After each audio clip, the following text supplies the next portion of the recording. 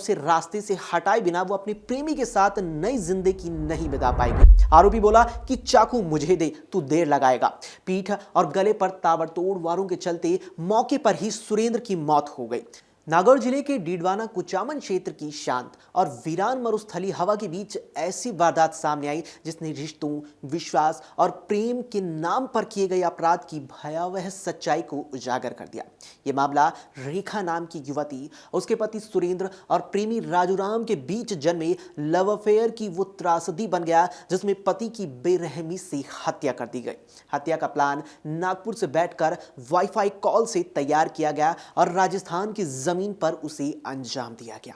जानकारी के मुताबिक बोरवाड़ रोड पर 29 नवंबर की रात सड़क किनारे एक युवक का गला कटा हुआ शव मिला जिसकी पीठ पर कई ताबड़तोड़ वारों के निशान थे। शुरुआती तौर पर इसे सड़क हादसा माना गया, लेकिन उन जख्मों ने पूरी कहानी बदल दी। पुलिस की जांच ने खुलासा किया कि पति की हत्या उसकी अपनी पत्नी ने प्रेमी और उसके साथी के साथ मिलकर करवाई थी। उसके बाद 7 दिनों में तीनों आरोपी गिरफ्तार कर भी लिए गए।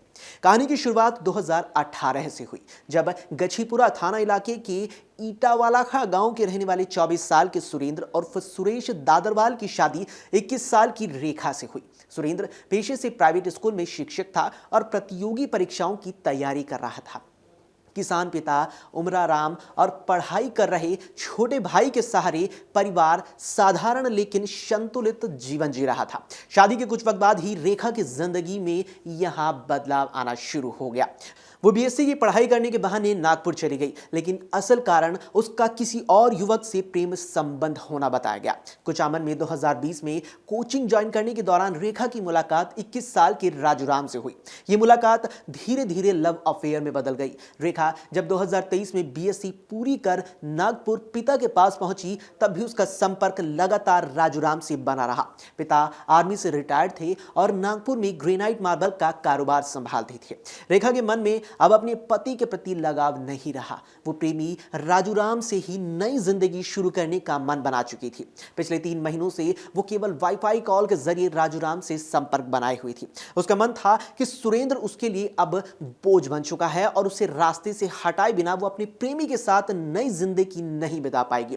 फिर नागपुर में बैठकर रेखा ने सुरेंद्र की हत्या का ब्लूप्रिंट तैयार किया। उसने अपने पति राजूराम और उसके साथी जीवन राम को इस प्लान में शामिल किया।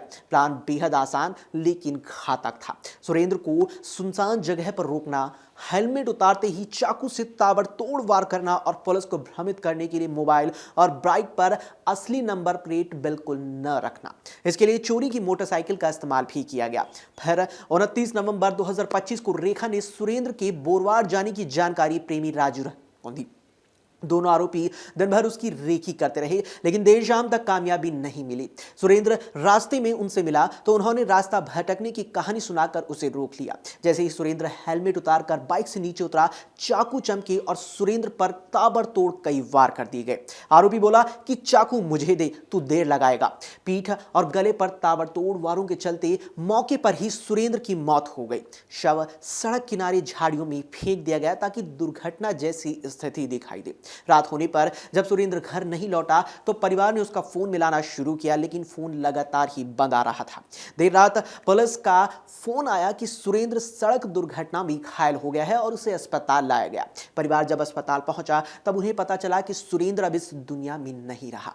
शुरू में परिवार ने इसे हादसा माना, लेकिन पीठ पर मौजूद गहरे घाव ने शक पैदा कर दिया। परिवार के लोगों ने हत्या की आशंका जताई और रिपोर्ट दर्ज करवाई।